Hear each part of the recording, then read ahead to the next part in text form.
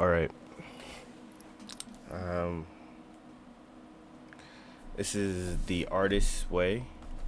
This is just the prologue. I just read, I think it's just the intro. I haven't even gotten to week one. Or it's just like the introduction of the book. But I read about the book. I read about Julia. I read about her experiences, other people's experiences, which is cool. Um, but I'm making this primarily to document what I find throughout this book. 'Cause I've heard great things through the book, but it's mostly through Dochi. I found this book and I was like, something I might need, um, to recover my creative self. I think I'm a creative person and I really want to take it seriously, so I bought this book to find myself, to find the core of myself, really. Um, we found out about morning pages, which is just 3 pages of flowing conscience, and what was it? Dates. Hold on.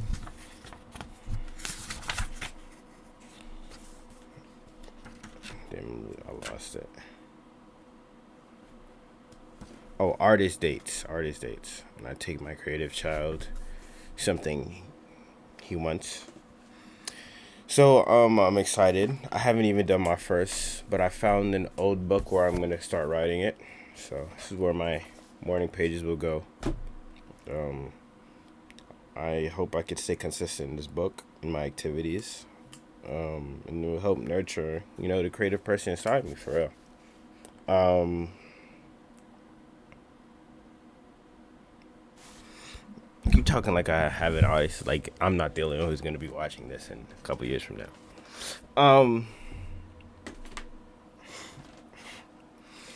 I want to pursue music. Can you not tell by what's behind me? But I've been having serious self doubts and just like waves of emotion. It's doubt and just terrible, honestly, for creativity. Because I feel like you have to believe in what you're doing to do it to the fullest of its ability. And if I'm doubting what I'm doing, I don't think I'm going to get very far. Especially how far I want to get. I want to be the best. I want to smash a Grammy on there, or just be free enough to do what I want and then go home and make art, like, as in music. And through this book, actually, it was talking about, like the chapter about morning pages, it was talking about how there's a left and right brain, as we know. Left is in charge of organization and order and survival instincts, and then the right brain is like the creative side, where what's it called?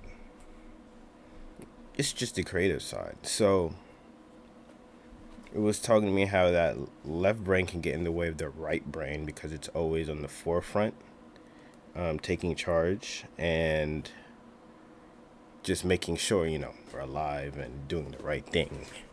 Right thing, right? But it stops us from getting out of our comfort zone. And she mentioned this part of the brain. Hold on, I'm going to find it. Which criticizes everything we do. And it's just a block. And through writing pages, I'm supposed to differentiate between them. It's called the sensor.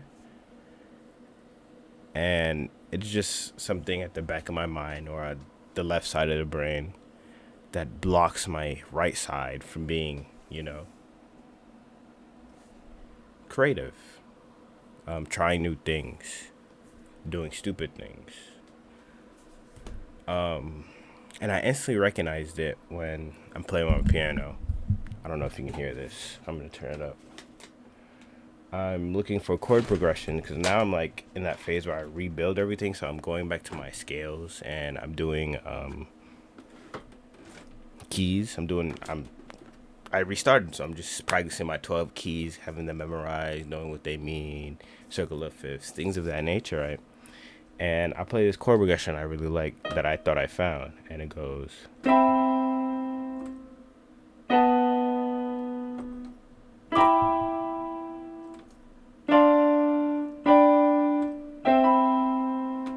and then it's a loop. But if you recognize where it's from, I don't know.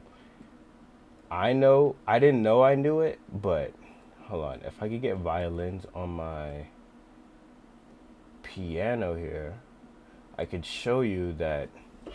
Yep, I could show you that I've already heard this chord progression and I love it, and it's just my left brain trying to stay in a box of things that it already likes and knows. It turns out,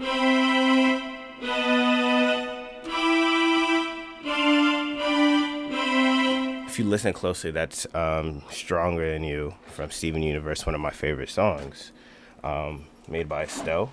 I'm like, oh my gosh, because I went to produce it because like, oh my gosh, I just love it so much. Went to produce it, I add some strings on the.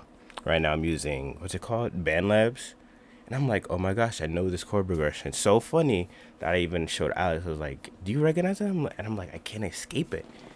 Even though it's such a great chord progression, I still want to use it. Maybe, may or not. But I recognize that was my left brain saying, only calling it good because it was safe, because I already knew it and I already knew that I liked it, and it didn't help me to venture out, expand my mind. It kept me in that box of Steven Universe, and just to prove that I really am a Steven Universe, it's over there. But yeah, and I had that realization. I was like, wow, I haven't even gotten to the first weekend already, like a realization of that. What's it called? I put a label, call it Malfoy, because Draco Malfoy from Harry Potter was like a dick, so I think of it the same way. But I found that very interesting, and I haven't even gotten to week one. This is just an introduction of what the book is about, what it does, what people experience, what she's experienced, how she came to be, and like the most important things, which was the morning pages and the artist dates. So I'm very excited to get into this. Week one. Shout out to my aunt. She helped me buy this book. I could not afford it.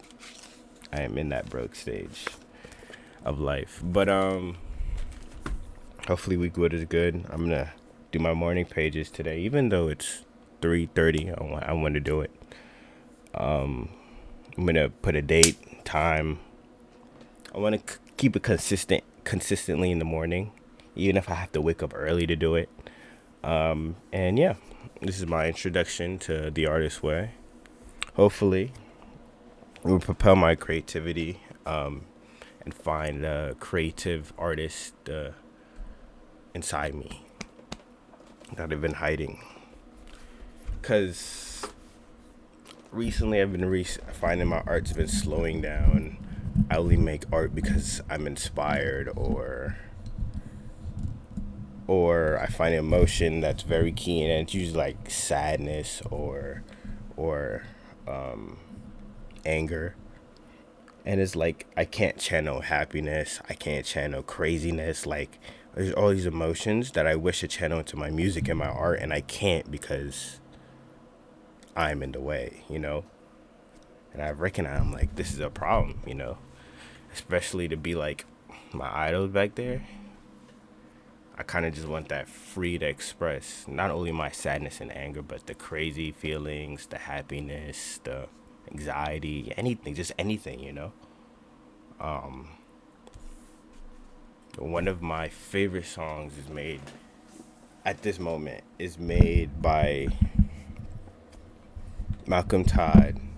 He made it just because it rained outside, and he saw a post by his friend who was in New York that it was sunny. And I'm like, I love this song, and it's only about him being, I wouldn't say sad, but like his perspective of it raining. terribly in, I think it was LA, I don't know, and him singing. And I'm like, I love this song. Why can't I express simple emotions? Like, I can't even express simple emotions. It has to be deeply complex. I feel like this because this and that and that. And then it becomes this big thing because I'm not explaining the whole thing how I'd like to, and then I get nowhere, you know? And I want to break that chain. I don't want to create like that. I want to create freely.